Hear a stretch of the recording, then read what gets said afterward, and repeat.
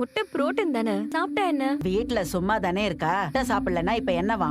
வீட்ல சும்மா இருக்கிற பொம்பளைங்க 3 நேரமும் வக்கனையா தின்னுகிட்டு இருந்தா வீடு விளங்குமா? இவங்க சும்மா இருக்காங்களா? காலையில எல்லாருக்கும் முன்னாடியும் எழுந்து எல்லாரும் தூங்குனதுக்கு அப்புறம் தான் தூங்குறாங்க. இந்த வீட்ல எல்லார விடவும் இவங்க தான் நிறைய வேலை செய்யறாங்க. வெளியே போய் வேலை செய்யறவங்கள விட அதிகமா இவங்க தான் வேலை செய்யறாங்க. நான் இங்க வந்து 1 வாரம் கூட ஆகல, எனக்கே இவங்க வேலை செய்யறது புரியுது. உங்களுக்கு தெரியலையா? ஒரு நாளைக்கு எவ்வளவு நேரம் இவங்க நின்னுகிட்டே இருக்காங்கன்னு தெரியுமா? அதுக்குள்ள இவங்களுக்கு எனர்ஜி வேண்டாமா? மத்தவங்க எவ்வளவு சாப்பிடுறாங்களோ அதை விட அதிகமா ஹெல்தியா இவங்க தான் சாப்பிடணும். நான் உங்களுக்கு சேர்த்தே முட்டை வேக வைக்கிறேன். இன்னில இருந்து நீங்க முட்டை சாப்பிடுறீங்க. எல்லா வீட்லயும் பொம்பளைங்க மத்தவங்களுக்கு தேவையானதை சமைச்சு கொடுக்கணும்னு தான் பாப்பாங்க.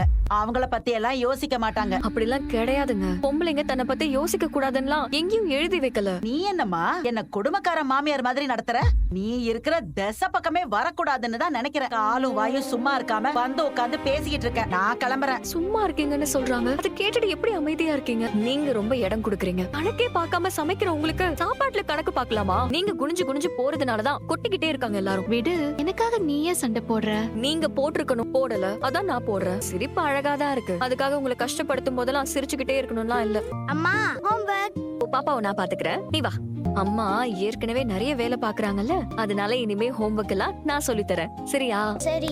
என்னடா சுரேஷ், உன்னை வீட்டு பக்கமே ஆளைய காணோம். வந்தாதான் என்ன திட்டுறிய? வந்து உட்கார்ந்து சந்தோஷமா பேசிட்டு சாப்பிட்டு போனா நான் ஏன் திட்ட போறேன்? நீ குடிக்கல செய்யற. குழந்தை முன்னாடி என்ன பேசுற? குழந்தை முன்னாடி குடிச்சுக்கிட்டு 4 கால்ல நடக்கிறது தப்பு இல்ல, அத சொல்றது மட்டும் தப்பு. என்ன முணங்குற? ஒண்ணு இல்லங்க. ஆமா சுரேஷ், நேத்து நான் உனக்கு போன் பண்ணும்போது எங்கயோ வெளியில இருக்கேன் அப்படின்னீங்க. எங்க போயிருந்த? யார் கூட போயிருந்த? அண்ணனோட வெளியே போயிருந்தேன். அப்படியே பேசிட்டு வெளியே போய் சாப்பிட்டு வந்தோம். உங்க அண்ணன் கூட வெளியில எல்லாம் போக தொடங்கிட்டியா? முன்னாடி எல்லாம் போவாங்களே, அப்போ இப்ப போறது இல்ல. அதுக்கு நான் தான் காரணம்னு சொல்றியா?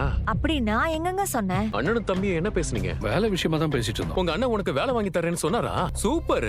அப்போ பிரச்சனை முடிஞ்சது. என்னால என்ன பண்ண முடியும்? நான் சும்மா புலம்பிட்டு இருந்தேன், அவரு கேட்டுட்டு இருந்தாப்ல. அப்ப நீ என்கிட்ட எல்லாம் வந்து பேசிருக்கணும். யாரு கிடைச்சாலும் பேசுவேன். நான் அந்த நிலைமையில தான் இருக்கேன். நாளைக்கு வேற என்கொயரி வச்சிருக்காங்க. அங்க என்ன நடக்க போகுதுன்னு எனக்கு தெரியல. எதுவா இருந்தாலும் நல்லதே நடக்கும்டா.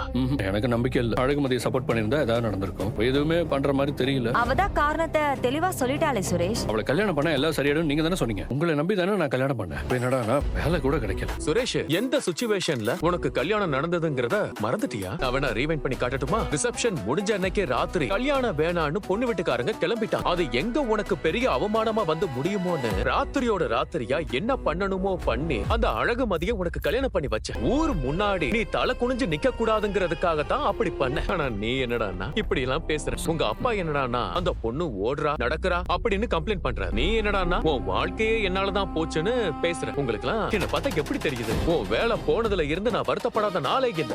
ஆனா அந்த வேலை கிடைக்கிறதுக்கு என்னென்ன பண்ணணுமோ அதெல்லாம் நான் பண்ணிட்டு தான் இருக்கேன். உன் கல்யாணம் நின்ன போது உங்க வீட்டுல யாராவது ஏதாவது பண்ணாங்களா? இல்லையே, எல்லாரும் திரு திருன்னு முழிச்சிட்டுல இருந்தாங்க. ஆனா நீ என்னடான்னா உன் அண்ணன் கிட்ட போய் புலம்பிட்டு நிக்கிற.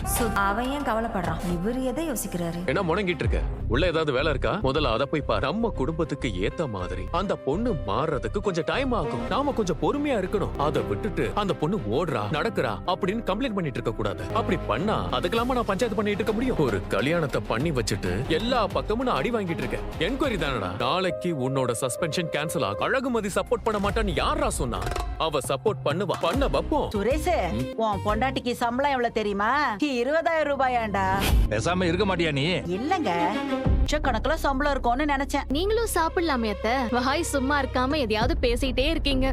என்னங்க பண்றீங்க? சாப்பிட்ட இடத்த கிளீன் பண்றேன். டேஸ்டா அவங்களே ஒரு சின்ன பிளேட்ல போட மாட்டாங்களா? தரையில தான் போடுவாங்களா? அதையும் நீங்க கை வச்சு எடுக்கணுமா?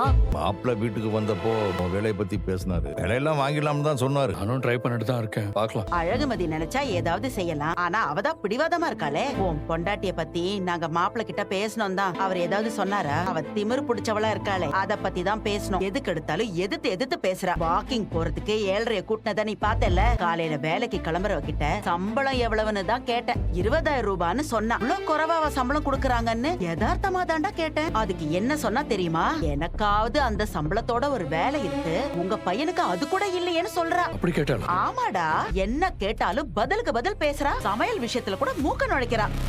அவகிட்ட பேசவே முடிய மாட்டேங்குது.